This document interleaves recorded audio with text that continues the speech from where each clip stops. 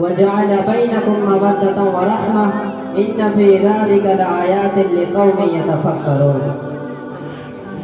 معزز سامعین کرام اور دائس کو جلوہ افروز علماء کرام، ابھی میں نے آپ حضرات کے سامنے قرآن مجید کی ایک آیت کریمہ پڑھنے کا شرف حاصل کیا ہے، اور میں چاہتا ہوں کہ اسی کے ضمن میں معاشرے کے لیے ایک محلک ناصور جہیز جیسے عنوان پہ لب گشائی کروں۔ اسلام جیسے پاک و صاف مذہب کے اندر جہیز معاشرے اور سماج کے لیے سب سے زیادہ نقصان دہ علامت ہے۔ آج ہندوستانی ماحول کے اندر مسلمانوں میں جہیز کا چلن جوڑ و شور پر ہے، اور ہر فرد جہیز کا متمنی نظر آ رہا ہے، چاہے وہ جہیز کا مطالبہ کھلا طور پر کرے یا اشاروں کنائیوں میں، مگر ہر بندہ خدا اس جرم عظیم میں مبتلا ہے۔ جب ہم اور آپ معاشرے کے اس گھناؤنی اور قبیح فعل پر نظر دوڑاتے ہیں تو ہر ایک اس میں ننگا نظر آتا ہے، چاہے اس کا تعلق کسی اچھے گھرانے سے ہو یا کسی عہدے اور منصب پر فائز ہونے سے ہو، ہر ایک کے دل کے اندر جہیز کے حصول کی تمنا مضمر رہتی ہے۔ اور کچھ بے غیرت مسلمان تو اس حد کو بھی پار کر جاتے ہیں، وہ کہتے ہیں مجھے فلاں چیزیں مجھے ملے گا تو میں اس رشتے کو کرنے کے لیے تیار ہوں، ورنہ نہیں۔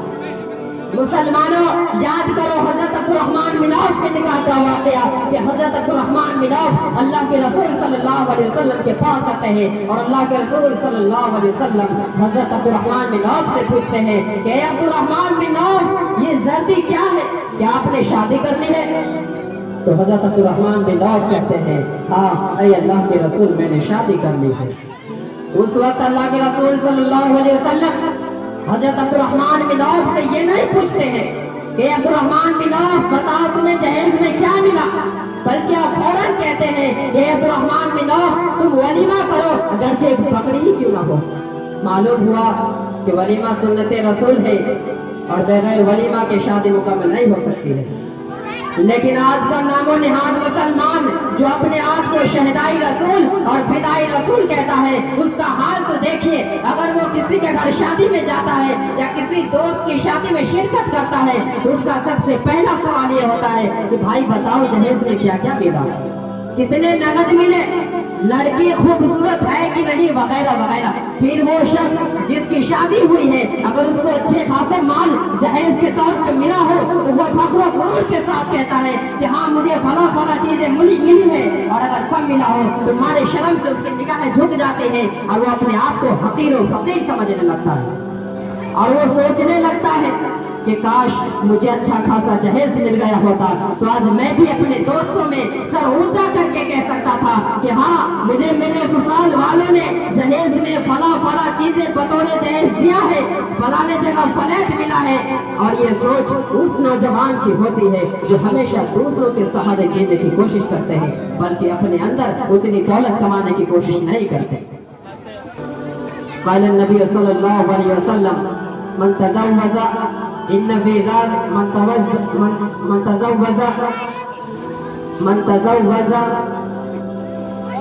من تزوج امرأة لعزها لم يزد الله الا ذلا ومن تزوجها لمالها لم يزد الله الا فقرا۔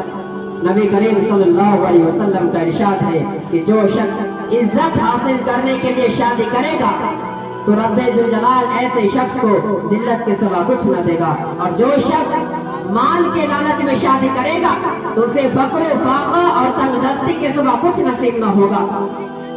محترم سامعین، جہیز ایک معروف سماجی بدعت ہے جس نے بنت مشرق کے ہونٹوں کی معصوم سے چھین کر اسے خون کے آنسو رونے پہ مجبور کیا ہے، ایک ایسی لعنت جس نے گلے کا طوق بن کر امت رسول صلی اللہ علیہ وسلم کی لاکھوں بیٹیوں کو، وہ فرشتہ صفت معصوم بیٹیاں جو کل تک اللہ کی رحمت بن کر ماں کی گود میں آتی تھی اور جن کی پرورش اور تعلیم و تربیت پر رحمت دو عالم صلی اللہ علیہ وسلم نے جنت کی خوشخبری سنائی تھی، آج اسی نازنین بیٹی کی ولادت کی خبر سن کر والدین کی خوشیوں کو یہ سوچ کر گہن لگ جاتا ہے کہ میں اپنی بیٹی کا جہیز کہاں سے لاؤں گا۔